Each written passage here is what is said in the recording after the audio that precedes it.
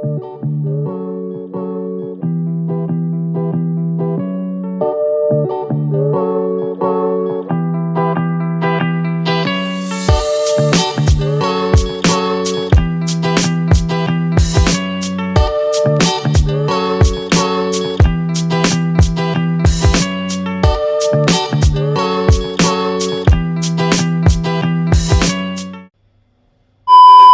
guys, welcome back to our YouTube channel, Psych Talk with the Brainy Bunch. My name is Kim, your favorite internet auntie. A special hello to all my returning nieces, nephews, and nibblings. What? And of course, to all my fellow aunties, uncles, and siblings. If you're new here, take a look around. So the vibe, we sit here and we talk about psychology. Now, if you have not met the Brainy Bunch, let's give you a quick introduction.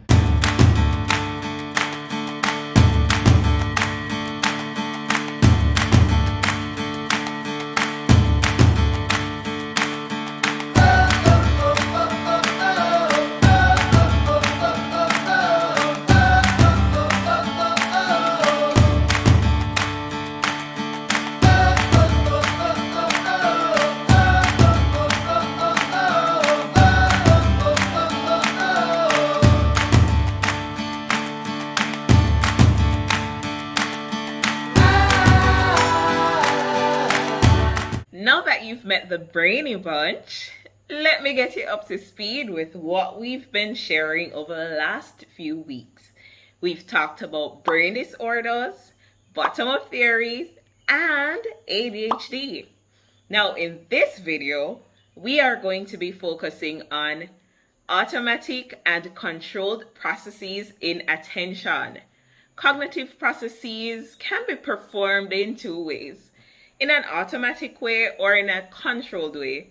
Now, to put it in very simple terms, we mine either in a controlled mode or an automatic mode. Very straightforward.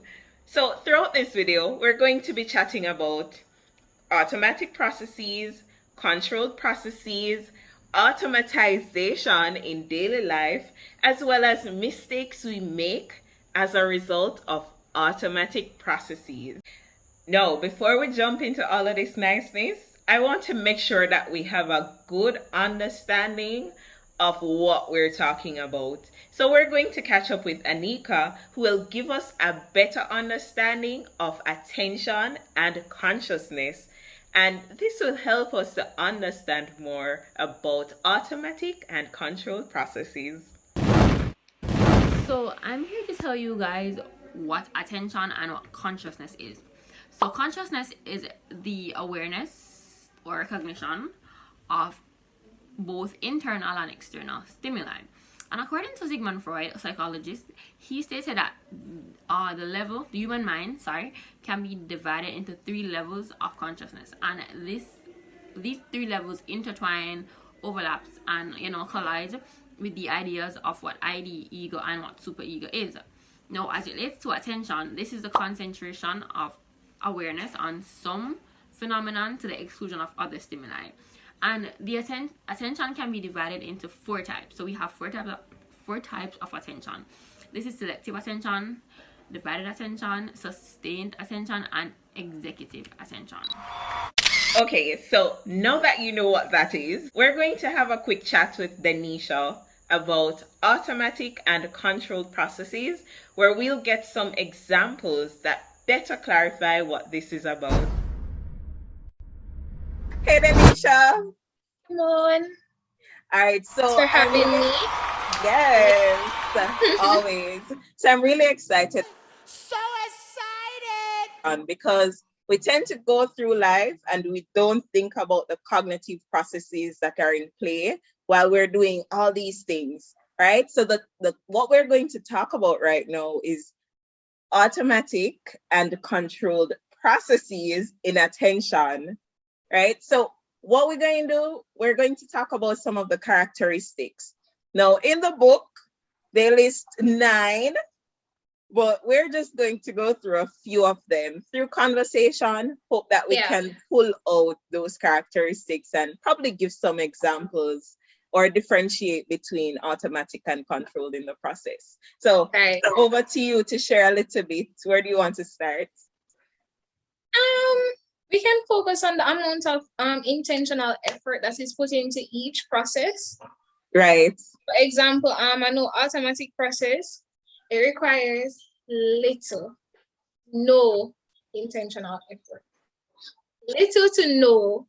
Right. Whereas for controlled, I know that it would require like intentional effort, a significant amount, because like the word suggests, pretty straightforward, controlled processes. So you need to be paying attention to what's happening. So of course, that's a good characteristic to highlight. The speed of process. How fast do you go when you're actually focusing compared to when you're not focusing? When your mind is actually in what you're doing compared to when your mind is not actually on it. Right. How fast do you go? So for controlled, I think, so let me answer this one. I think for controlled process, it would take a little bit slower. Again, because it requires intentional effort. You really have to take your time, you know? Yeah. That's automatic now. It's faster because these are things that you might come by through practicing and accustomed to it. Yes. Yeah, man, you're accustomed to it. It's everyday thing.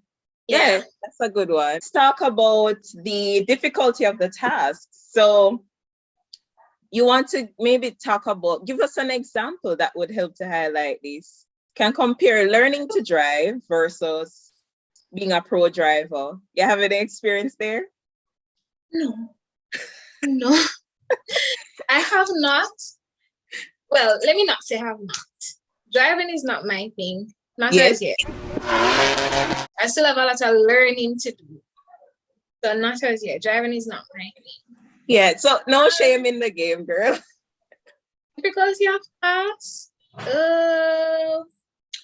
For automatic processes, relatively easy. Extremely easy. You have nothing to worry about. So for controlled processes, I'm thinking it would be more for difficult or complex tasks where, again, it requires that focus, that attention. So yeah, difficulty of tasks, typically controlled processes are for those big elaborate things that we tend to do in our day-to-day. This brings us to multitasking. Do you believe it's a thing? I do. I love to proud myself as being a multitask person. Nice. I work during the day, so I work from 8 to 5. And most times I am watching a show and while working. And let me tell you, I don't do mistakes. Period. I answer my emails and everything is done while watching my show, and I'm focusing on the show and on my work. So I believe I hope your boss don't watch this. Right? I don't really know that multitasking is a thing. I think I don't agree that it's a thing. So I want to hear from the people. Comment. Let us know. Do you believe multitasking is a thing? For me, I think it takes up so much resources to be trying when you have competing priorities and everything at the same time. I just feel like it's a lot and I don't want to deal with it. So multitasking. I would say maybe at first doing so much things at once, it might have caused a problem for me. So it might have been controlled processes before it became automatic processes for me. But right now, it's just easy. I can get up every day and do my work. What? Automatization. That's it. Hey, we're going to talk about that next with Jonathan. Right. But now that you're talking about we're talking about multitasking, and there's another characteristic that it's a type of processing, and there's the serial processing, the serial versus the parallel. And for parallel, it's where we're doing multiple things like at the same time. At the same time, without even noticing you're doing it. Because it applies to automatic, right? Right. Whereas for serial, it more so applies to controlled process. So you do one thing, then you do another thing, then you do another thing, as opposed to a lot of competing things. Actually, a good example would be us. We're talking right now. We're breathing because we need air. We're looking at each other, we're gesturing, doing all these things. So this is actually a good example of, you know, automatic versus, I think in this scenario, the controlled process would be me speaking, because I'm actually, you know, trying to think about what I'm saying to make sure I'm not chat foolishness. So in a way, it's controlled, but the action of talking, I don't have to think about setting my mouth a certain way. That part of it is automatic. So I think this is a good example. Great example. We covered a lot. We encourage persons to, you know, drop your comment in the chat. Let us know what you think. Yes. It might not be the same as us. Your opinions are totally different. So let us know. Absolutely. It's been a pleasure talking to you, Danisha, and we'll catch up again soon. Bye, Kimon. Bye. By now, you should have a good understanding of automatic and controlled processes in attention. So here what? We are going to test your knowledge. No, God! With 3 true or false questions. In a couple seconds, you're going to see the questions on your screen. You can just hit the pause button and you'll be able to read the questions. Drop your answers in the chat or on OURVLE. Either one, that's fine. And we'll see how well you have done.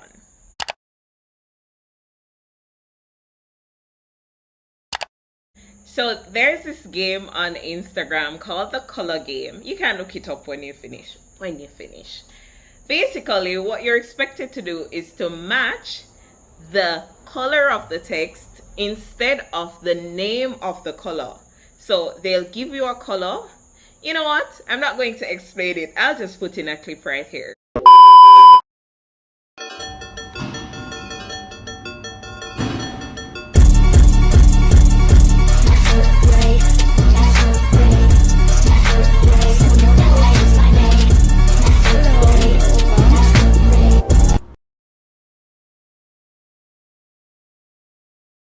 Of the color. This game helps us to understand our next subtopic. So I'm going to be connecting with Jonathan to talk more about automatization and why it can be so difficult for some persons to ace that game. Alright guys, welcome to my portion of the video where we're talking about automatization. Now y'all must be wondering, what are these people talking about? What the frick is automatization? Honestly, I don't even know myself. To be honest, I heard them say it like 50 times before I even got to this part of my portion. I was like, what is that? And I was like, sounds like a car. Automatic car, you get me? Oh, brother, this guy stinks! You have to... No clutch, no nothing. Yeah, that's what I think it is. But coming to think of it, it doesn't sound like stuff like that, because this is cognitive, right? So it has to do with the mind, right? So automatization is basically constantly learning something, a skill, some type of behavior over and over and over again until it becomes routine, until it's automatic to you, until it's like you don't need any conscious effort at all, right? No conscious effort at all. So just like signing your name, just like your signature. When you first did your signature, you were like concentrating on every letter, every whatever, right? To make sure that your signature is perfect. Now you're like signing stuff like fast. You don't even like, and your signature still comes out great because now you've practiced doing that so many times. It just becomes routine to you. It's automatic to you. Like you just do it, right? So it's to the point where you can legit sign anything in your sleep.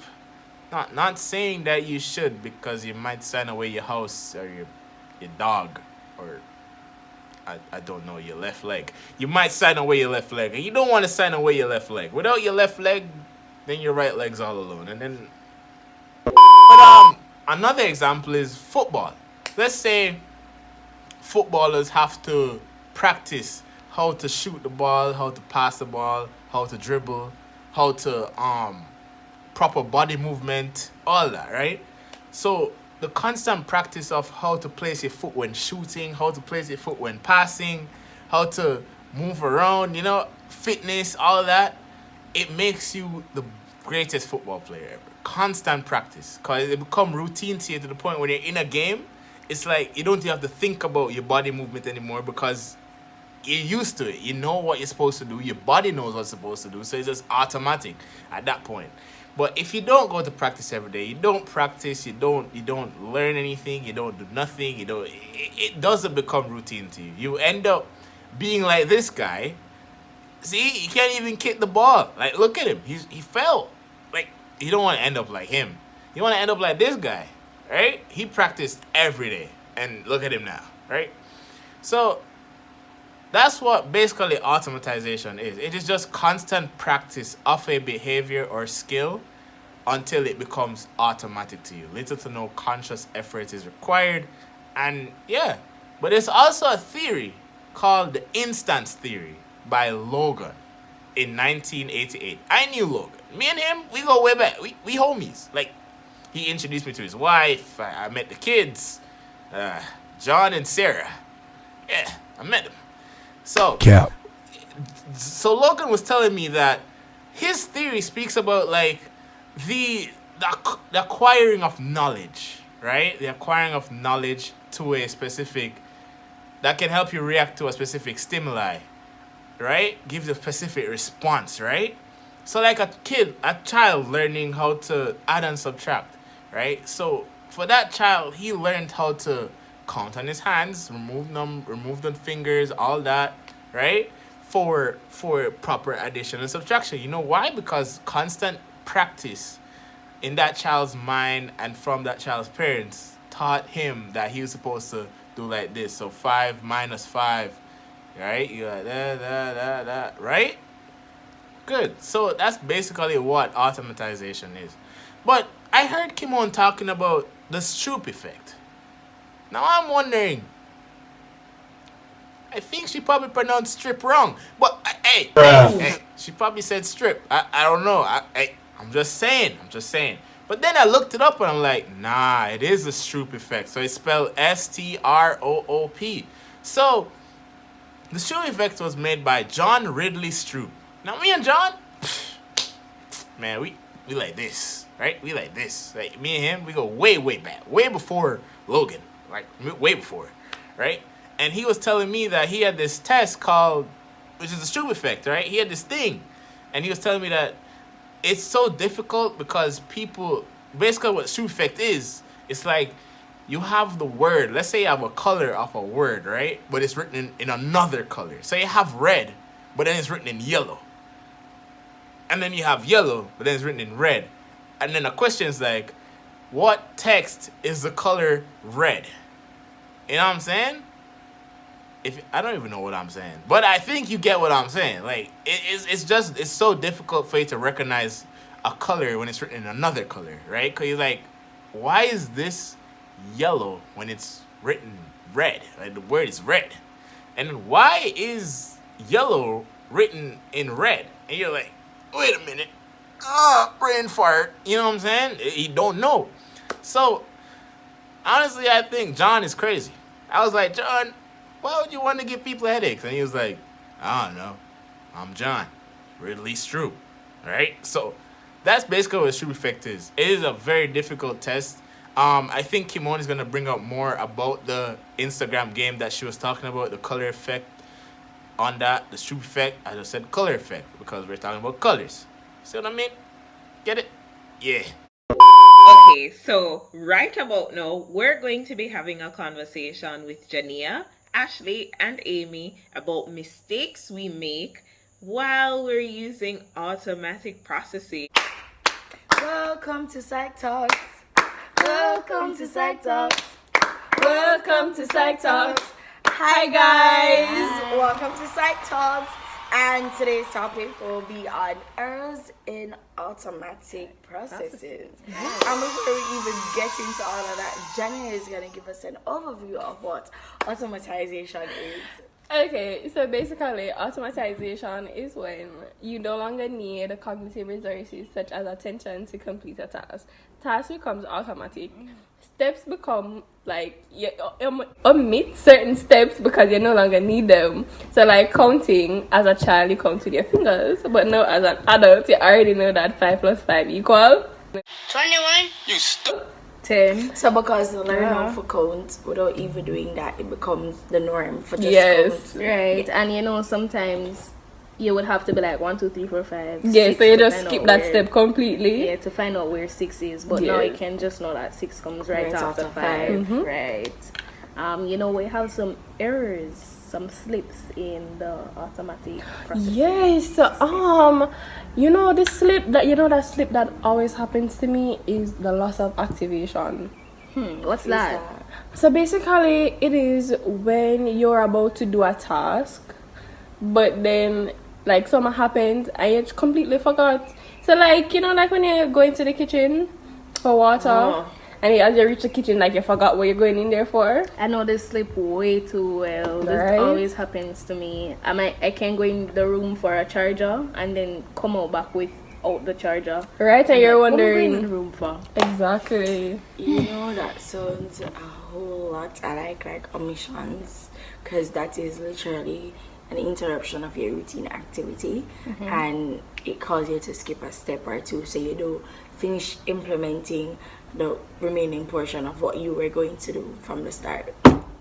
You know, another slip too is like the description errors, where it's basically an internal description of the intended behavior leads to the performing the correct task on the wrong object. So it would basically be like I having the water beside the remote, but instead of taking up the water to drink, I take up the remote to drink. Can you imagine how funny that is? It's very Right. funny sometimes. I'm not going to even cap. Oh my god. Another error would be the associative activation error. So I basically, remember that strong associations trigger wrong automatic responses.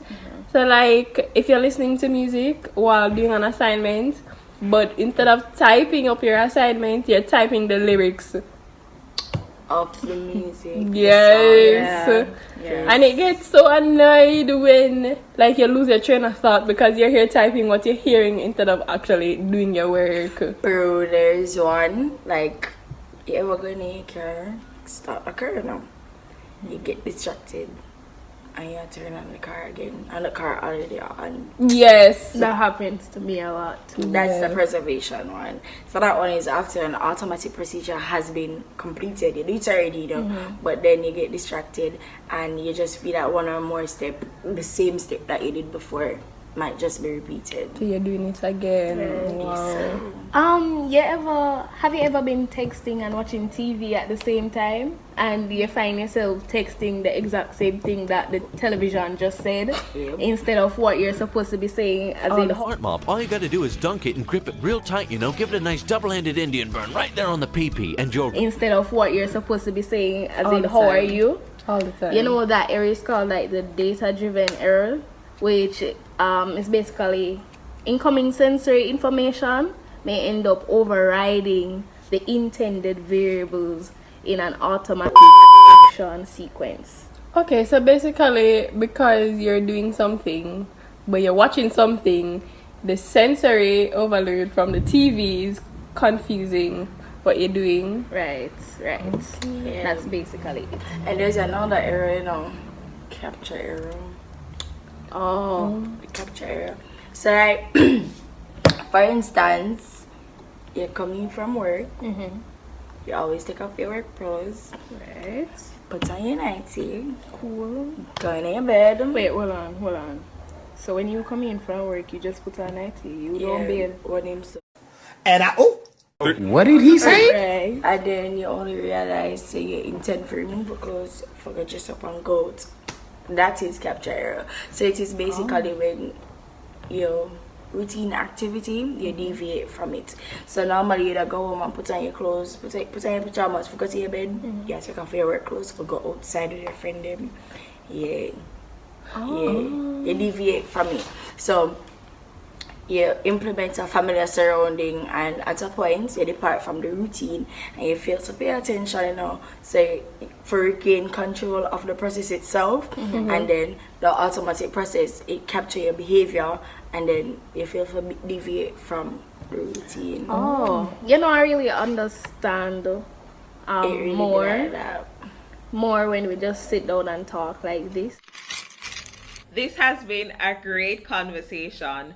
Unfortunately, we've come to the end of another video. Before we go, let's do a quick recap of the topics that we covered. We spoke about controlled and automatic processes in attention. We spoke about automatization, as well as mistakes we make as a result of automatic processes. I know you learned a lot, and so we want to test your knowledge. In true Brainy Bunch style, we have created a quiz just for you. No! Don't worry, it's just 10 questions. You've got this. You've got this. Click the link in our description to access the quiz. And I'm not going to say that we have a prize or anything. Not going to say, but let us know how well you do on the quiz. If you liked this video, please leave us a comment. Don't forget to like, share, and subscribe. And in the words of our great Auntie Tabitha Brown, have yourselves a good day. And if you can't have a good day, don't you dare go messing someone else's day up. Take care of yourself. Bye.